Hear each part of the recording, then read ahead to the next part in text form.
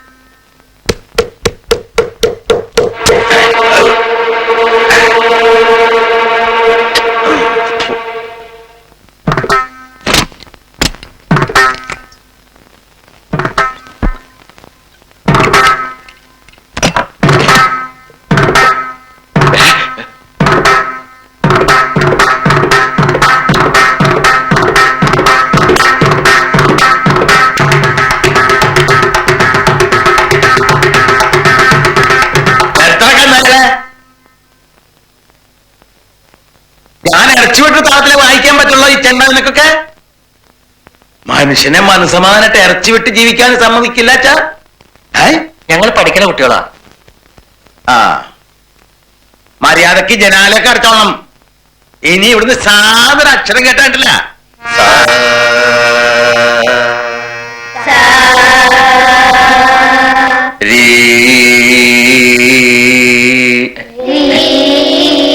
എന്താ കാർലോസ് ഇത്? ഇതൊരു സരസ്വതി ക്ഷേത്ര. ഇവിടെ കത്തിയും ചോരയായിട്ടൊക്കെ കയറി വരാന്ന് വെച്ചാ ഹൈ ഒന്ന് വേഗം ഇറങ്ങി പോവുക. ഞാൻ പോയിക്കോളാം. പക്ഷെ സാമയുടെ ചെണ്ടക്കാരനല്ലേ, അവൻ ആള് തരിതാണ് കേട്ടോ. അവൻ കാരണം എന്റെ പേരെല്ലാം മുറിഞ്ഞേ. എങ്ങനെ? ആ പിശാചിന്റെ താളം ശരിയല്ല. അതൊക്കെ ഞാൻ നോക്കിക്കോളാം. കാർലോസ് തൽക്കാലം ഒന്ന് ഇറങ്ങി പോവുക. ഏറ്റല്ലോ. അതൊക്കെ ഞാൻ നോക്കിക്കോളാം. കാർലോസ് തൽക്കാലം ഒന്ന് ഇറങ്ങി പോവുക. ഏറ്റല്ലോ. എനിക്ക് എപ്പോഴും ഇവിടെ ശ്രദ്ധിക്കാൻ പറ്റിയെന്ന് വരില്ല, അതുകൊണ്ടാ പറഞ്ഞേ.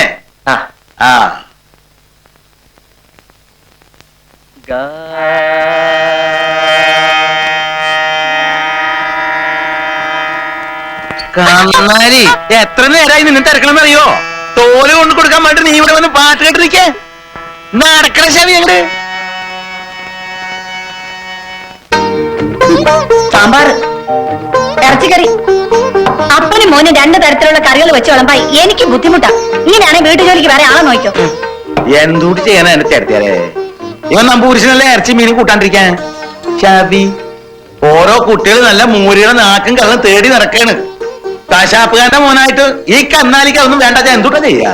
കുട്ടികളായ എല്ലാം തിന്ന് പഠിക്കണം. കൂട്ടിയാ കൂടില്ല. ആണും പെണ്ണുമായിട്ട് ആഴമുള്ള ഒരുത്തനാ. ചെണ്ടക്കോല വീടിനടുത്ത് വായിട്ട് നോക്കി നിൽക്കും. അല്ലാണ്ട് ഈ കന്നാലിനെ കൊണ്ട് എന്തുട്ടാ ഉപകാരം? അപ്പോഴേ നാളെ വെളുപ്പിനെ എഴുന്നേറ്റ് എന്റെ കൂടെ ഇറച്ചിക്കടയിലേക്ക് വന്നോളണം. ഇല്ലെങ്കിൽ തണുത്ത വെള്ളം തലയിലേക്ക് ഊറ്റി ഞാൻ പറഞ്ഞില്ലേന്ന് വേണ്ട.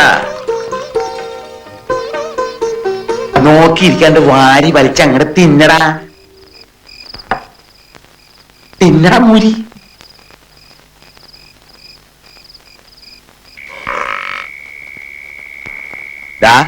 മുറുക്കി പിടിച്ചോളൂ കേട്ടോ, കിടന്ന് തുള്ളും.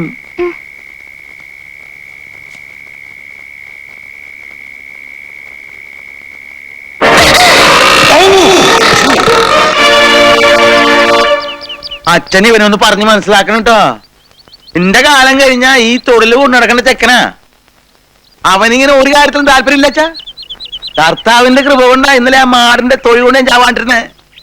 നാവിക്കാ തൊഴിച്ചേ, മൂത്രം പോയിട്ടില്ല.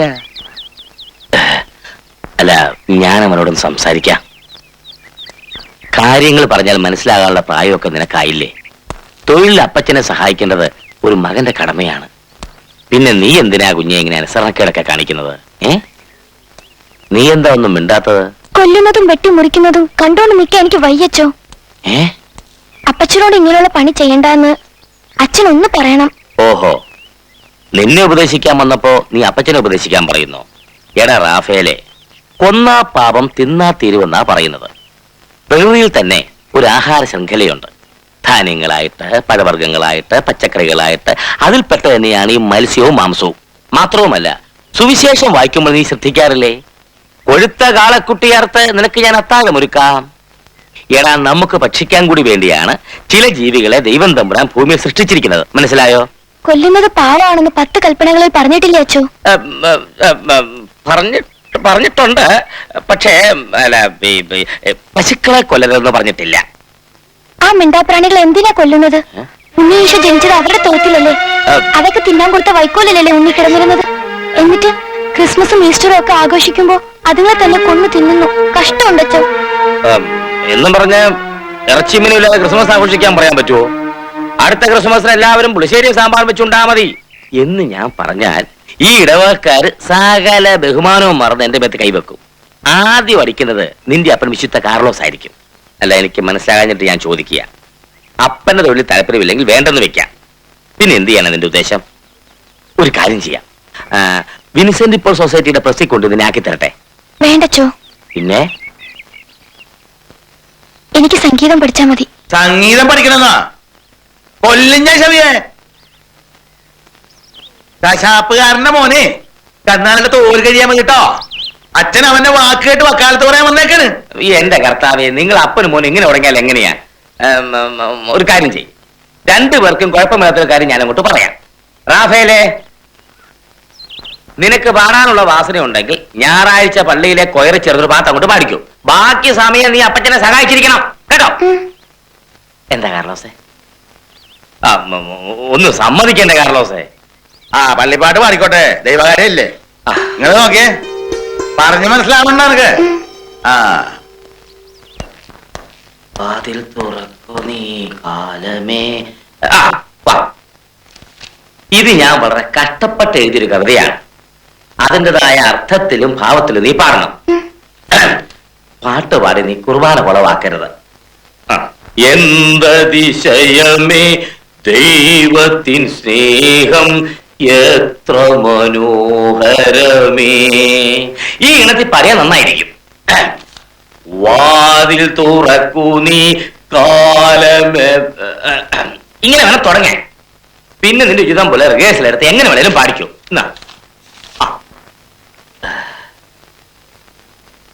വാതിൽ